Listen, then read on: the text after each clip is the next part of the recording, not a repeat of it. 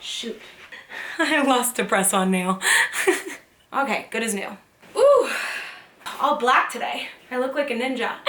Yeah. What's up, everybody? It's your girl Alex. Welcome back to my bedroom. Welcome back to my channel. I am so glad to have you here. So first, I want to say that the response I got to my last video, my weight gain journey, was so incredible. I made that video so that other people would feel less alone, but so many people ended up reaching out to me and sharing their own stories that I actually felt less alone. So for that, I thank you. So today, I've decided to do a little follow-up to that video just because it clearly resonated with you guys and because I think there's still so much left to explore.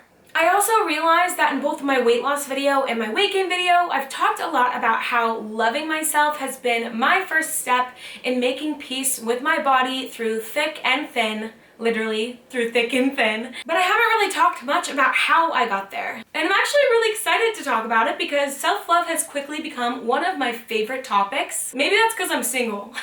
Someone's gotta love me. And believe me, I know firsthand how annoying it can be when you're seeking advice about your body and confidence and you're met with just to love yourself.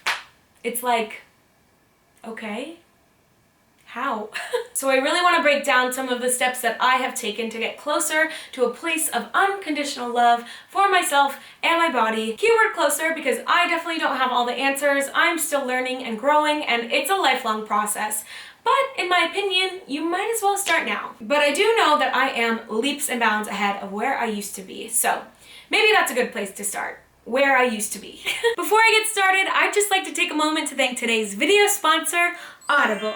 I have to admit, I am not the biggest book reader, but I love me an audiobook and podcast, which is why I'm also obsessed with Audible. Audible is the leading provider of spoken word entertainment and audiobooks. Recently, Audible launched their new plan, Audible Plus, which gives you full access to their Plus catalog filled with thousands of select originals, audiobooks, and podcasts. Not to mention, Audible Plus also has ad-free versions of popular shows. And for someone like me who really struggles to finish reading a book, Audible has been my learning lifeline. Personally, I have been on my own journey of self-discovery and personal growth, so I absolutely loved listening to both Becoming by Michelle Obama and Untamed by Glennon Doyle. I am someone who constantly wants to be listening to things, whether it's music or an audiobook or a podcast. When I'm out on my walks, when I'm cooking in my kitchen, you better bet that I'm listening to some Audible. So if you want to try Audible out yourself, which I cannot recommend enough, visit audible.com/Alex or text Alex to 500-500 and start your 30-day free trial.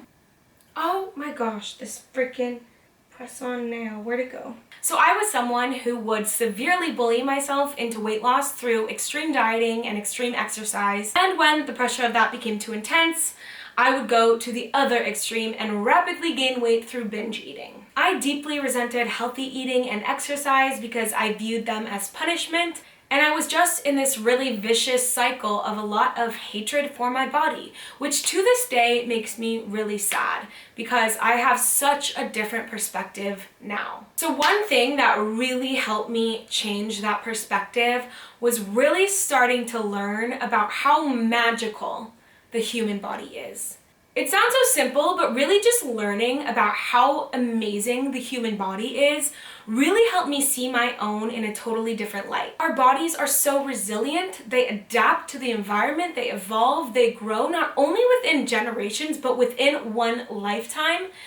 And I am just totally in awe of it. It blows my mind. I mean, obviously, we all have our own very deeply personal connection with our own bodies, but our bodies do a lot of things automatically, so it's easy to forget how much it actually does. But when I really learned about the human body in a more scientific and objective way, rather than through my own personal experience or through like societal standards, I really just started to have a different appreciation for it. So the first step was kind of separating my feelings about it. So I had my feelings about my own personal body, and then I had my feelings about the human body in general. And then at that point, I think you can kind of start to combine the two, because I can't have this deep reverence for the human body and not have that same respect for my own human body.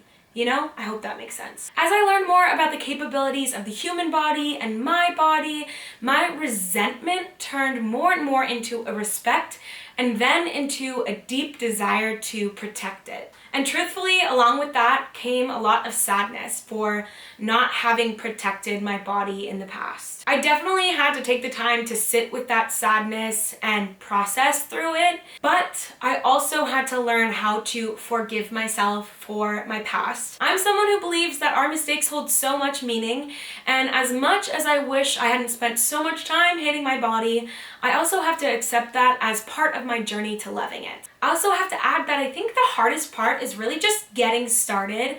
And although it is a constant evolution and a lifelong journey, it really does have a snowball effect, and I think it just gets easier and easier with time. I had to make peace with my past because holding on to that shame is just another form of self-hatred, and I really just wanted to commit to making up for that lost time. It's not about ignoring your past, but integrating it and having respect for it because it is literally what got you here today. And if you're watching this video, I believe that you're already doing that work to loving yourself. Another big step for me was really trying to make my body my friend.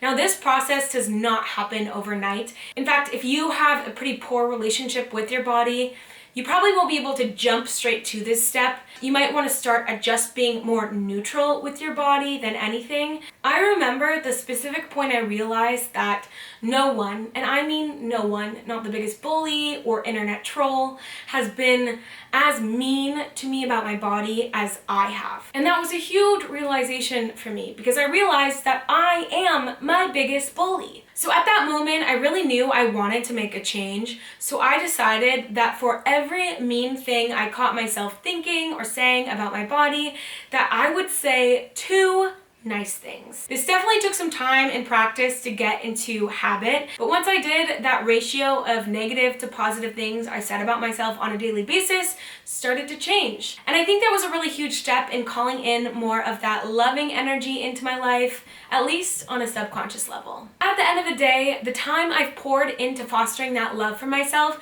has been so much more worthwhile than the time and the money I have spent on fad diets and extreme exercise and just a lot of self-loathing. Trust me when I say that in that vicious cycle of self-loathing, nothing is ever good enough. Not the weight loss, not the abs, not the butt.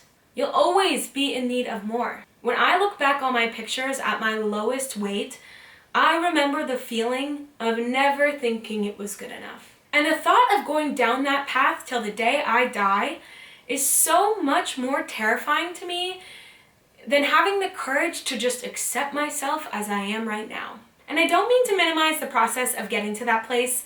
It is truly a lifelong journey, but like I said, you might as well start right now. Alright, well that's it for me today. I hope you enjoyed this video and it gives you some practical tools to implement to start loving yourself today. If you have your own advice for how you practice self-love, leave a comment down below. I'd love to read it and I'm sure other people will too. And I think the more we share that message, the better. And speaking of love, I love you guys so much. Thank you for being here and I'll catch you guys next time. Peace. Hopefully these nails stay on.